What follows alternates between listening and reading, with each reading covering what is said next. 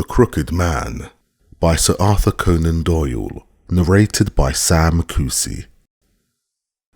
One summer night, a few months after my marriage, I was seated by my own hearth, smoking a last pipe and nodding over a novel, for my day's work had been an exhausting one. My wife had already gone upstairs, and the sound of the locking of the hall door some time before told me that the servants had also retired. I had risen from my seat and was knocking out the ashes of my pipe when suddenly I heard the clang of the bell. I looked at the clock. It was 12:15. This could not be a visitor at so late an hour.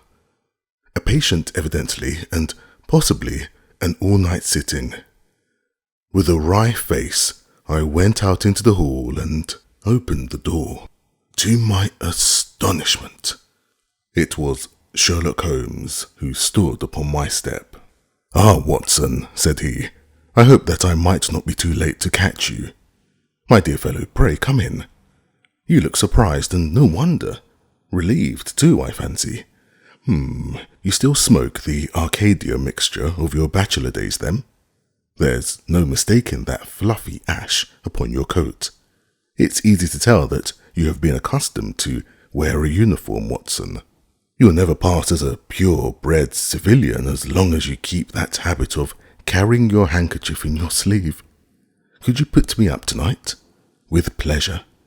You told me that you had bachelor quarters for one, and I see that you have no gentleman visitor at present. Your hat stand proclaims as much. I shall be delighted if you will stay." "Thank you. I'll fill the vacant peg then. Sorry to see that you've had the British workman in the house. He's a token of evil. Not drains, I hope." "No, the gas. He has left 2 nail marks from his boot upon your linoleum, just where the light strikes it." "No, thank you. I had some supper at Waterloo, but I'll smoke a pipe with you with pleasure." I handed him my pouch, and he seated himself opposite to me and smoked for some time, in silence. I was well aware that nothing but business of importance would have brought him to me at such an hour, so I waited patiently until he should come round to it. "I see that you are professionally rather busy just now," said he, glancing very keenly across at me. "Yes, I've had a busy day," I answered. "It may seem very foolish in your eyes," I added, "but I really don't know how you deduced it." Holmes chuckled to himself. "I have the advantage of knowing your habits, my dear Watson," said he. "When your round is a short one, you walk, and when it is a long one, you use a hansom. As I perceive that your boots, although used, are by no means dirty, I cannot doubt that you are at present busy enough to justify the hansom." "Excellent!" I cried. "Elementary," said he. "It is one of those instances where the reasoner can produce an effect which seems remarkable to his neighbour because the latter has missed the one little point which is the basis for the deduction. The same may be said, my dear fellow, for the effect of some of these little sketches of yours, which is entirely meretricious, depending as it does upon your retaining in your own hands some factors in the problem which are never imparted to the reader. Now, at present I am in the position of the same readers, for I hold in this hand several threads of one of the strangest cases which ever perplexed a man's brain, and yet I lack the 1 or 2 which are needful to complete my theory. But I'll have them, Watson, I'll have them." His eyes kindled, and a slight flush sprang into his thin cheeks. For an instant only.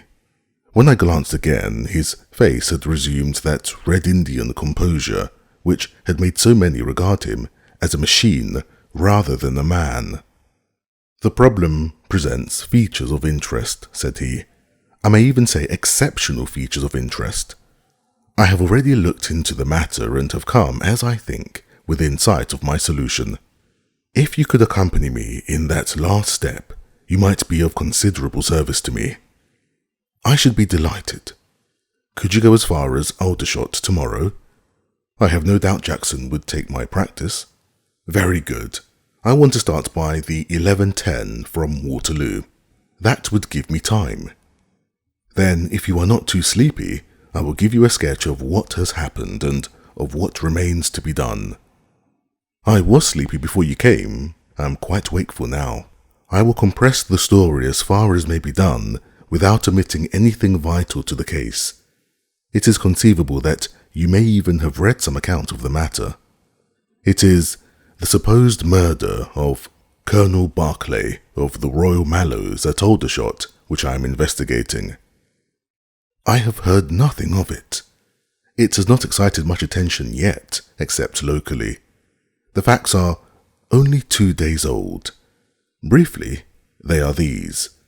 The Royal Mallows is, as you know, one of the most famous Irish regiments in the British Army. It did wonders both in the Crimea and the Mutiny, and has since that time distinguished itself upon every possible occasion. It was commanded up to Monday night by James Barclay, a gallant veteran who started as a full private, was raised to commissioned rank for his bravery at the time of the mutiny, and so lived to command the regiment in which he had once carried a musket.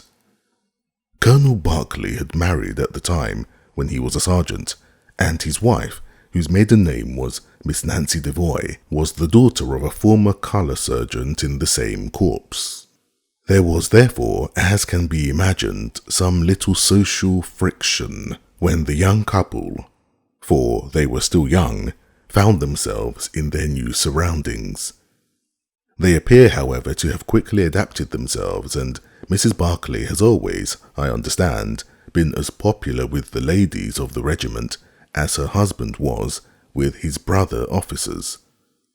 I may add that she was a woman of great beauty, and that even now, when she has been married for upwards of 30 years, she is still of a striking and queenly appearance.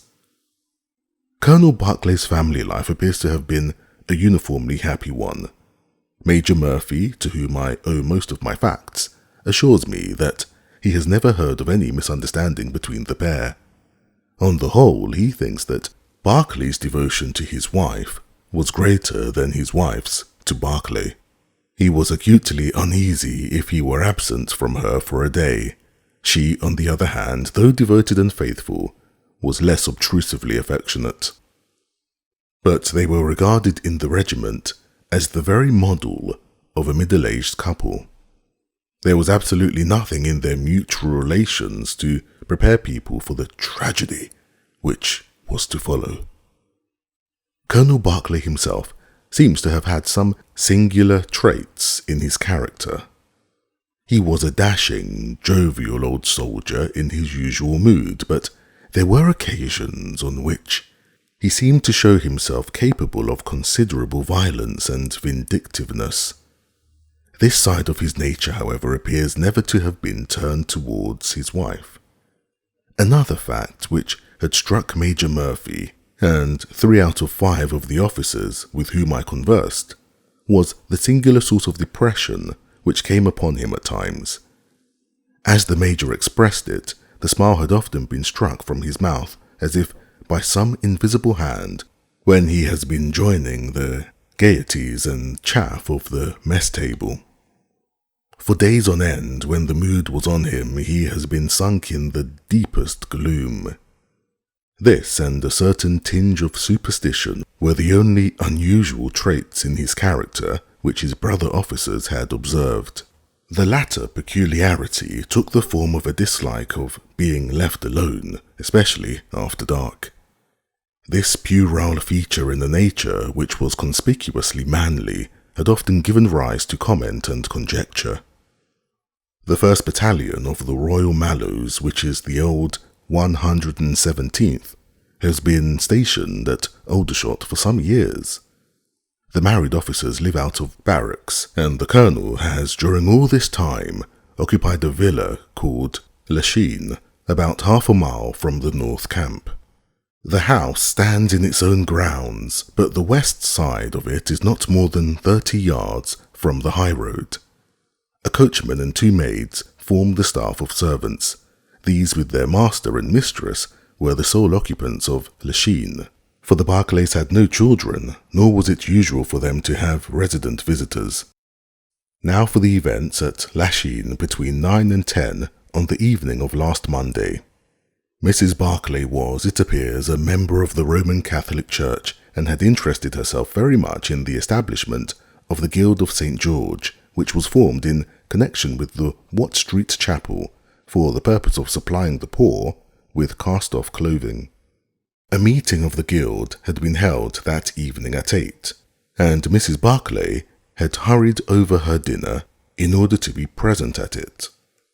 When leaving the house, she was heard by the coachman to make some commonplace remark to her husband and to assure him that she would be back before very long. She then called for Miss Morrison, a young lady who lived in the next villa, and the two went off together to their meeting. It lasted 40 minutes, and at 9:15 Mrs. Barclay returned home, having left Miss Morrison at her door as she passed.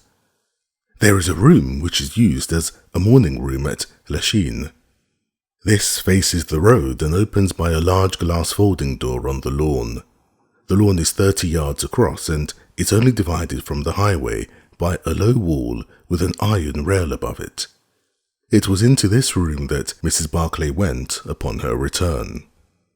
The blinds were not down, for the room was seldom used in the evening, but Mrs. Barclay herself lit the lamp and then rang the bell, asking Jane Stewart, the housemaid, to bring her a cup of tea, which was quite contrary to her usual habits. The Colonel had been sitting in the dining room, but hearing that his wife had returned, he joined her in the morning room. The coachman saw him cross the hall and enter it. He was never seen again alive. The tea which had been ordered was brought up at the end of 10 minutes, but the maid, as she approached the door, was surprised to hear the voices of her master and mistress in furious altercation.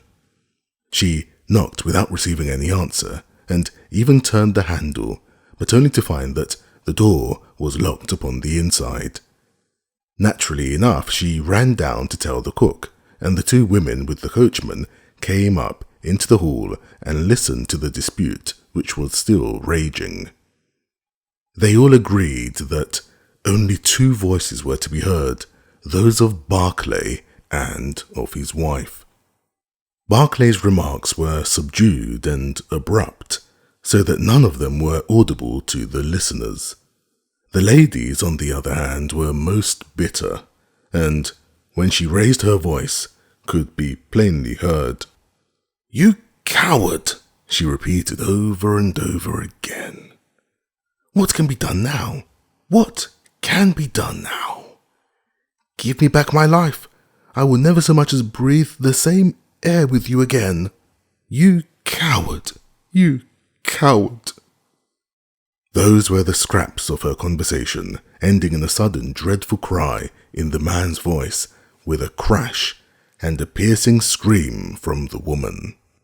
Convinced that some tragedy had occurred, the coachman rushed to the door and strove to force it, while scream after scream issued from within. He was unable, however, to make his way in, and the maids were too distracted with fear to be of any assistance to him. A sudden thought struck him, however, and he ran through the hall door and round to the lawn upon which the French windows open. One side of the window was open, which I understand was quite usual in the summertime, and he passed without difficulty into the room.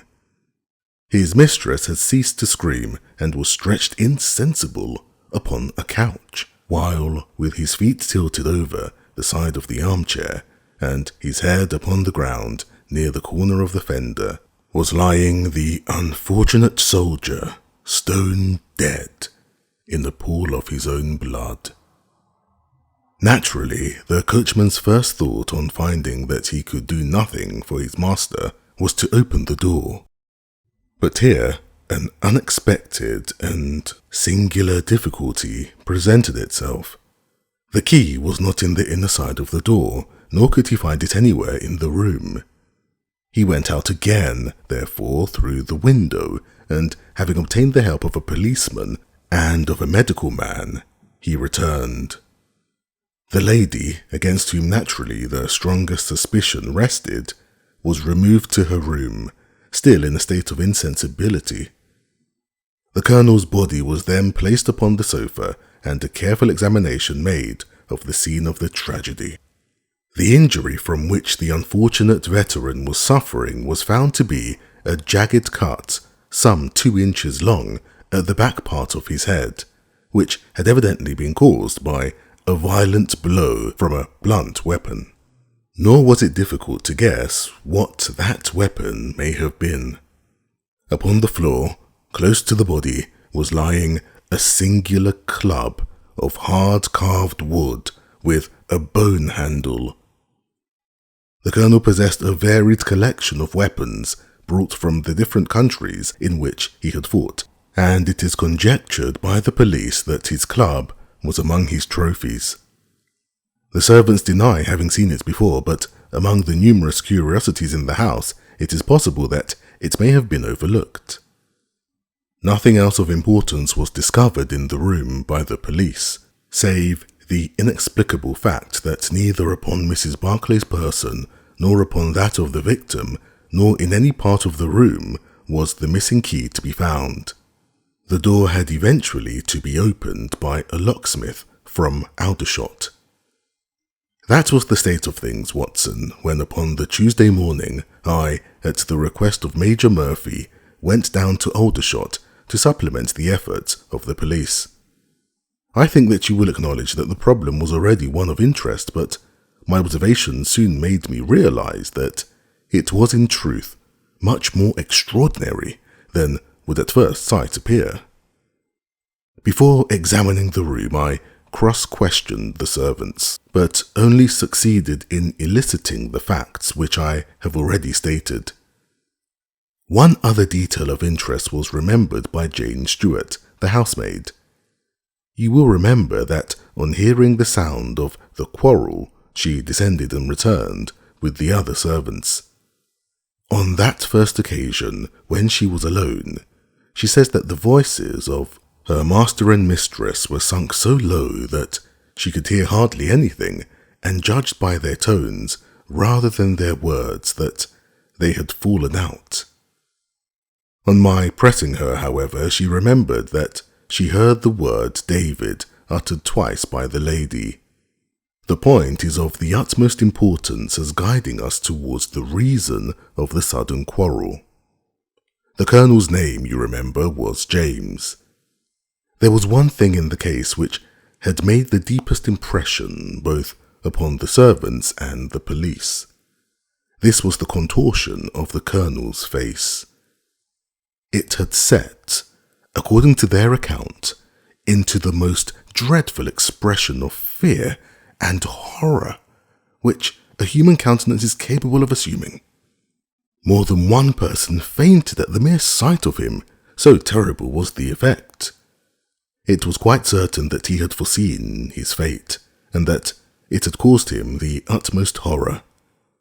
This, of course, fitted in well enough with the police theory. If the Colonel could have seen his wife making a murderous attack upon him, nor was the fact of the wound being on the back of his head a fatal objection to this, as he might have turned to avoid the blow. No information could be got from the lady herself, who was temporarily insane from an acute attack of brain fever. From the police I learned that Miss Morrison, who you remember went out that evening with Mrs. Barclay, denied having any knowledge of what it was which had caused the ill humour in which her companion had returned. Having gathered these facts, Watson, I smoked several pipes over them, trying to separate those which were crucial from others which were merely incidental. There could be no question that the most distinctive and suggestive point in the case was the singular disappearance of the door key. A most careful search had failed to discover it in the room. Therefore, it must have been taken from it. But neither the Colonel nor the Colonel's wife could have taken it. That was perfectly clear. Therefore, a third person must have entered the room. And that third person could only have come in through the window. It seems to me that a careful examination of the room and the lawn might possibly reveal some traces of this mysterious individual. You know my methods, Watson. There was not one of them which I did not apply to the inquiry, and it ended by my discovering traces, but very different ones from those which I had expected. There had been a man in the room, and he had crossed the lawn coming from the road. I was able to obtain 5 very clear impressions of his footmarks, one in the roadway itself at the point where he had climbed the low wall, 2 on the lawn, and 2 very faint ones upon the stained boards near the window where he had entered. He had apparently rushed across the lawn, for his toe marks were much deeper than his heels.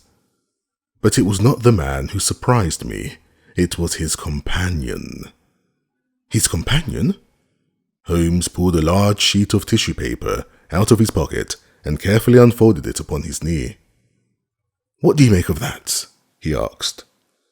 The paper was covered with the tracings of the footmarks of some small animal. It had 5 well-marked footpads, an indication of long nails, and the whole print might be nearly as large as a dessert spoon. "It's a dog," said I. "Did you ever hear of a dog running up a curtain?" I found distinct traces that this creature had done so. "A monkey, then? But it is not the print of a monkey. What can it be, then? Neither dog nor cat, nor monkey, nor any creature that we are familiar with. I have tried to reconstruct it from the measurements. Here are 4 prints where the beast has been standing motionless. You see that it is no less than 15 inches from forefoot to hind. Add to that the length of neck and head, and you get a creature not much less than 2 feet long, probably more if there is any tail. But now observe this other measurement. The animal has been moving, and we have the length of its stride. In each case it is only about 3 inches. You have an indication, you see, of a long body with very short legs attached to it. It has not been considerate enough to leave any of its hair behind it. But its general shape must be what I have indicated, and it can run up a curtain, and it is carnivorous." "How do you deduce that?" "Because it ran up the curtain. A canary's cage was hanging in the window, and its aim seems to have been to get at the bird." "Then, what was the beast?" If I could give it a name, it might go a long way towards solving the case. On the whole, it was probably some creature of the weasel and stoat tribe, and yet it is larger than any of these that I have seen. But what had it to do with the crime? That also is still obscure, but we have learned a good deal, you perceive. We know that a man stood in the road looking at the quarrel between the Barclays. The blinds were up and the room lighted.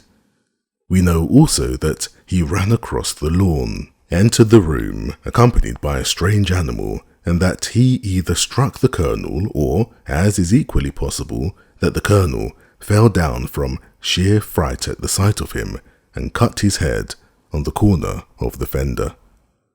Finally, we have the curious fact that the intruder carried away the key with him when he left. Your discoveries seem to have left the business more obscure than it was before, said I. Quite so. They undoubtedly showed that the affair was much deeper than at first conjectured. I thought the matter over, and I came to the conclusion that I must approach the case from another aspect. But really, Watson, I am keeping you up, and I might just as well tell you all this on our way to Aldershot tomorrow.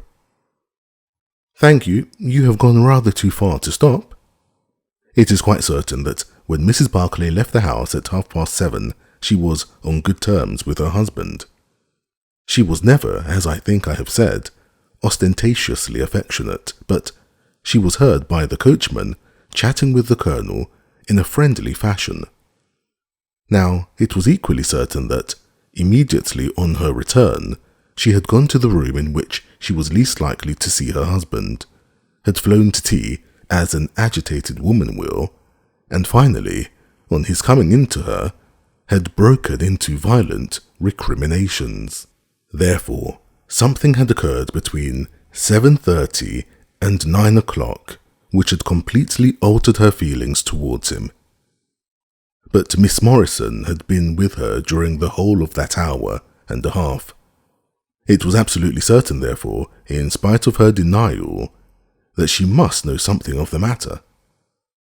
My first conjecture was that possibly there had been some passages between this young lady and the old soldier, which the former had now confessed to the wife. That would account for the angry return, and also for the girl's denial that anything had occurred. Nor would it be entirely incompatible with most of the words overheard.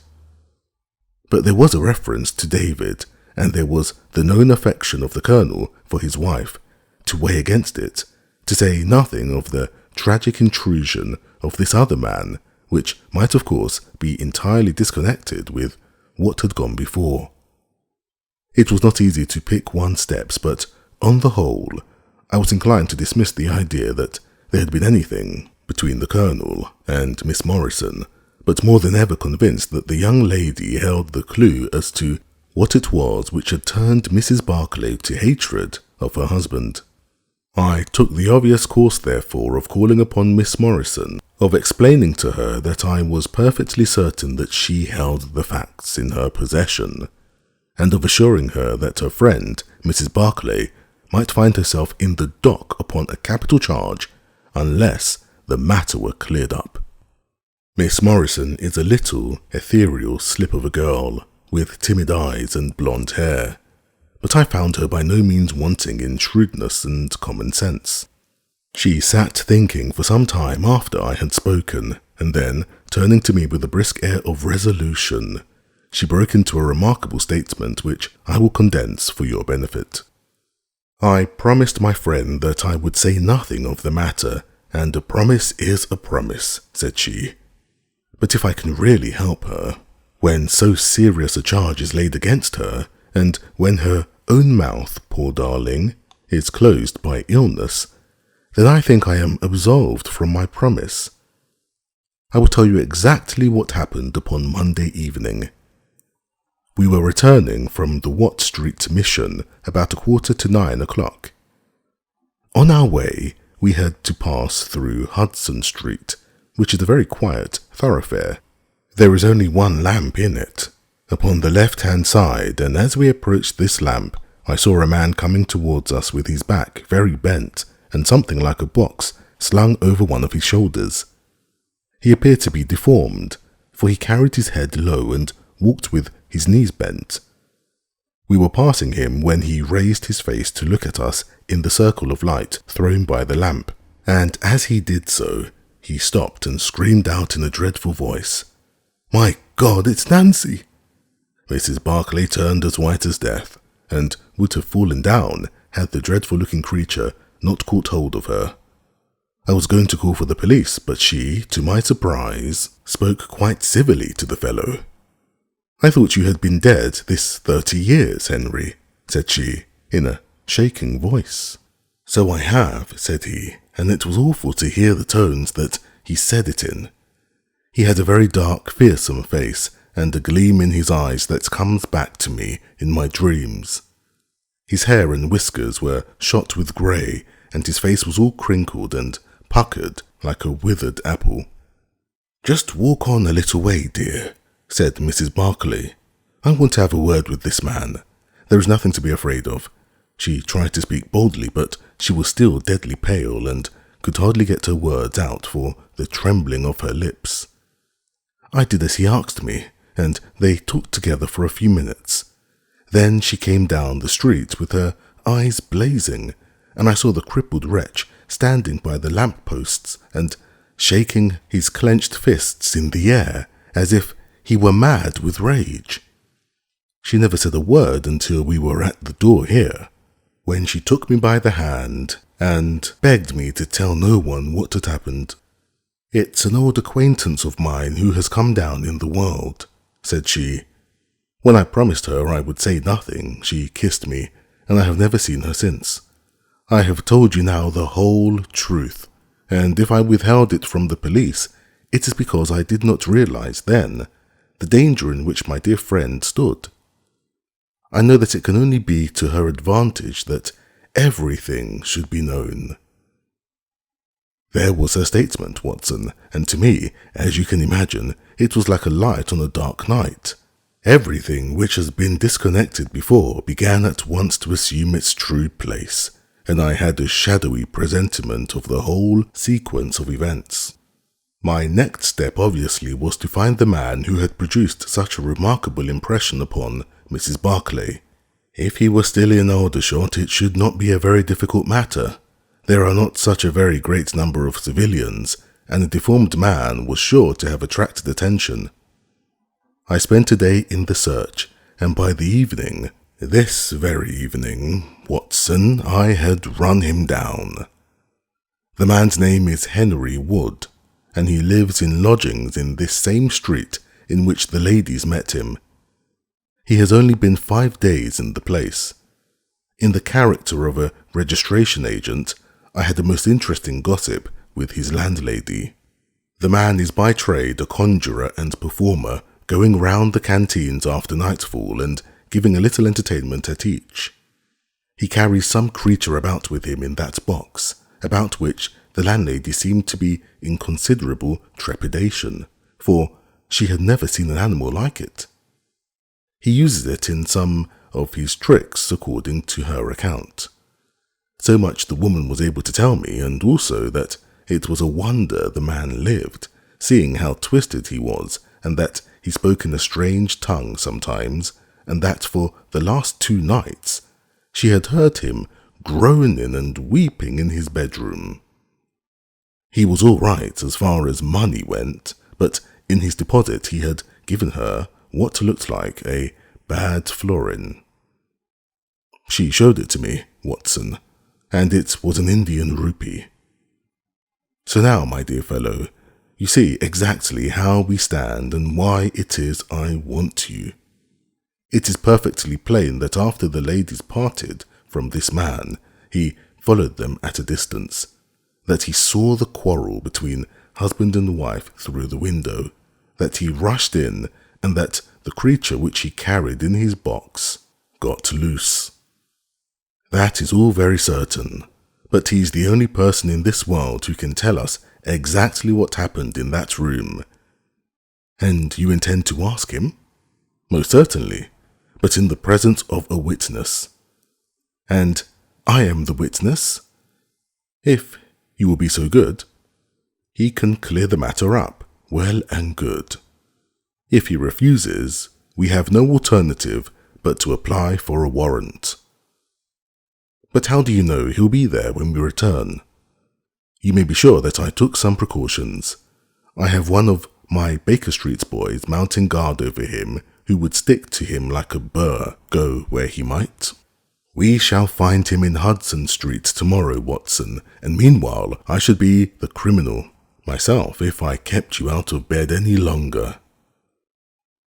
It was midday when we found ourselves at the scene of the tragedy, and under my companion's guidance, we made our way at once to Hudson Street.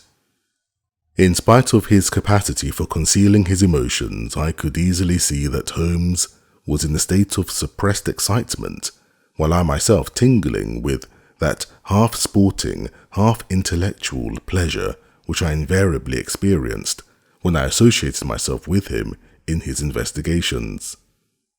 "This is the street," said he, as we turned into a short thoroughfare lined with plain 2-storied brick houses.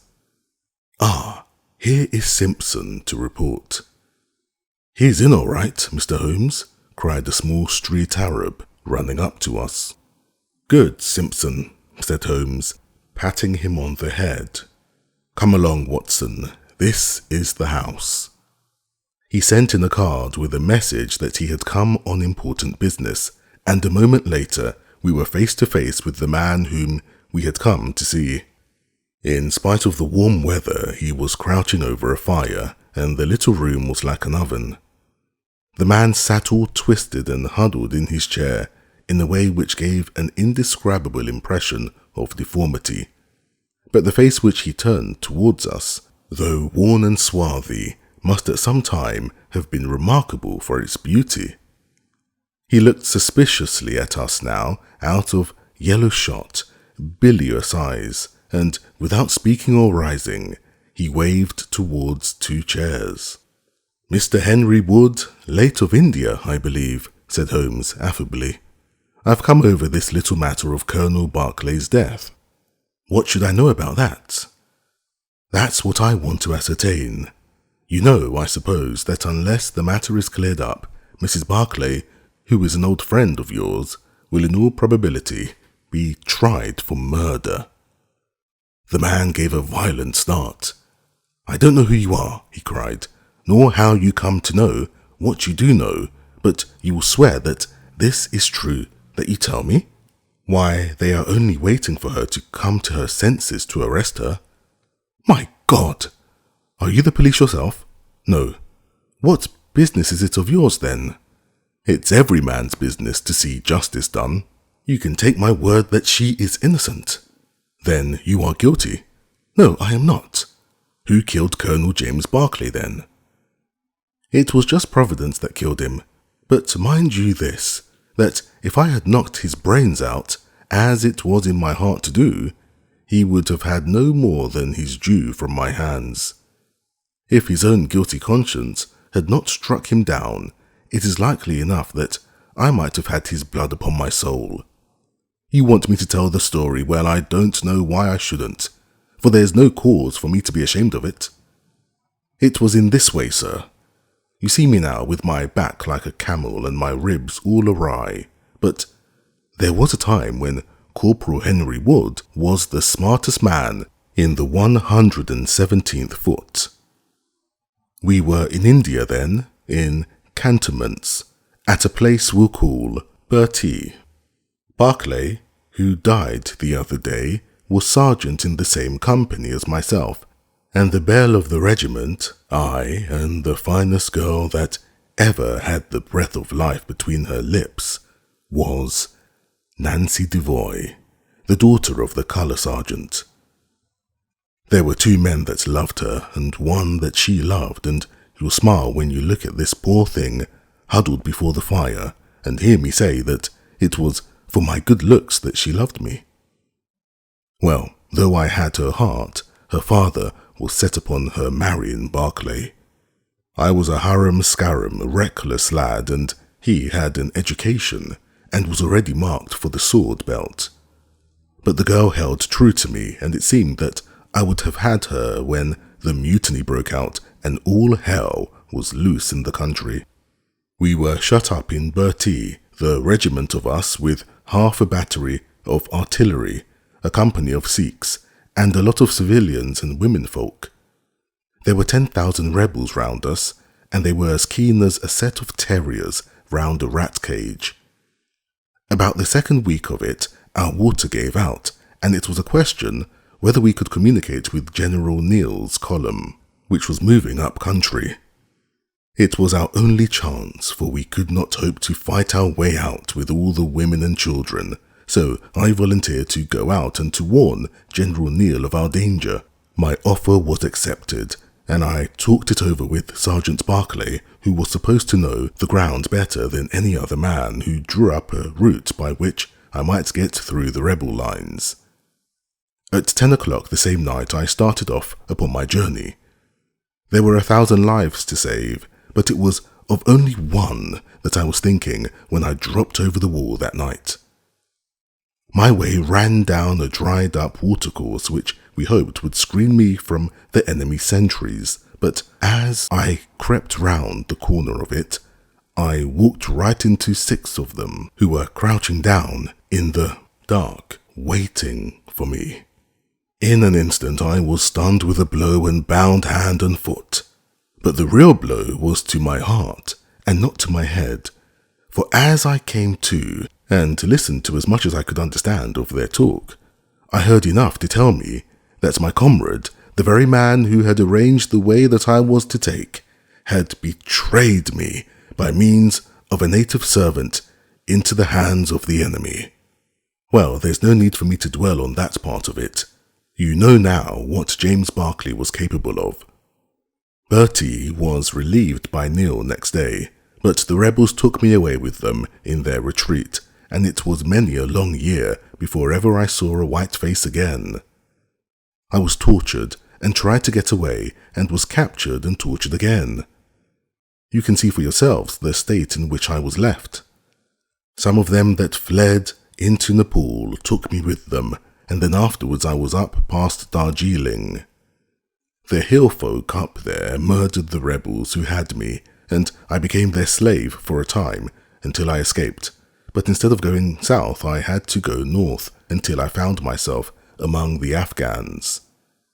There I wandered about for many a year, and at last came back to the Punjab, where I lived mostly among the natives and picked up a living by conjuring tricks that I had learned.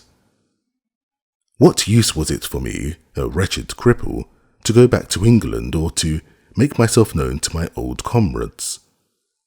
Even my wish for revenge would not make me do that. I had rather that Nancy and my old pals should think of Harry Wood as having died with a straight back than seeing him living and crawling with a stick like a chimpanzee. They never doubted that I was dead, and I meant that they never should. I heard that Barclay had married Nancy and that he was rising rapidly in the regiment, but even that did not make me speak. But when one gets old, one has a longing for home. For years I've been dreaming of the bright green fields and the hedges of England. At last, I determined to see them before I died. I saved enough to bring me across, and then I came here where the soldiers are, for I know their ways and how to amuse them, and so earn enough to keep me. Your narrative is most interesting, said Sherlock Holmes. I have already heard of your meeting with Mrs. Barclay and your mutual recognition. You then, as I understand, followed her home and saw through the window an altercation between her husband and her, in which she doubtless cast his conduct to you in his teeth. Your own feelings overcame you, and you ran across the lawn and broke in upon them. I did, sir, and at the sight of me he looked as I have never seen a man look before, and over he went, with his head on the fender. But he was dead before he fell. I read death on his face, as plain as I can read that text over the fire. The bare sight of me was like a bullet through his guilty heart. And then? Then Nancy fainted, and I caught up the key of the door from her hand, intending to unlock it and get help. But as I was doing it, it seemed to me better to leave it alone and get away, for the thing might look black against me, and anyway, my secrets would be out if I were taken. In my haste, I thrust the key into my pocket and dropped my stick while I was chasing Teddy, who had run up the curtain. When I got him into his box, from which he had slipped, I was off as fast as I could run. "Who's Teddy?" asked Holmes. The man leaned over and pulled up the front of a kind of hutch in the corner. In an instant, out there slipped a beautiful reddish-brown creature, thin and lithe, with the legs of a stout, a long, thin nose, and a pair of the finest red eyes that ever I saw in an animal's head. "It's a mongoose," I cried. "Well, some call them that, and some call them a cnuman," said the man. "Snake catcher is what I call them, and Teddy is amazingly quick on cobras. I have one here without the fangs, and Teddy catches it every night to please the folk in the canteen." "Any other points, sir?" "Well, we may have to apply to you again if Mrs. Barclay should prove to be in serious trouble. In that case, of course, I'd come forward. But if not, there is no object in raking up this scandal against the dead man, foully as he has acted. You have at least the satisfaction of knowing that for 30 years of his life, his conscience bitterly reproached him for this wicked deed. Ah, there goes Major Murphy on the other side of the street. Goodbye, Wood. I want to learn if anything has happened since yesterday. We were in time to overtake the Major before he reached the corner.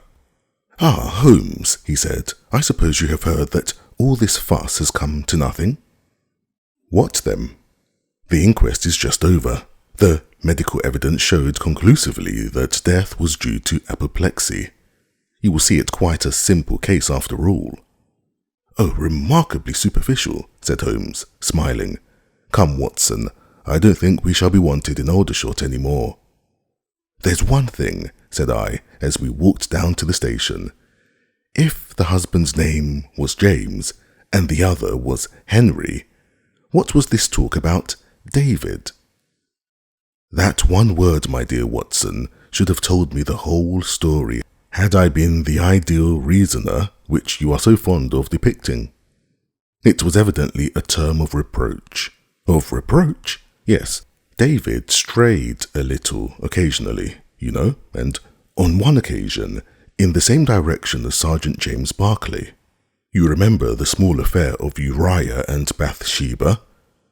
My biblical knowledge is a trifle rusty, I fear, but you will find the story in the 1st or 2nd of Samuel.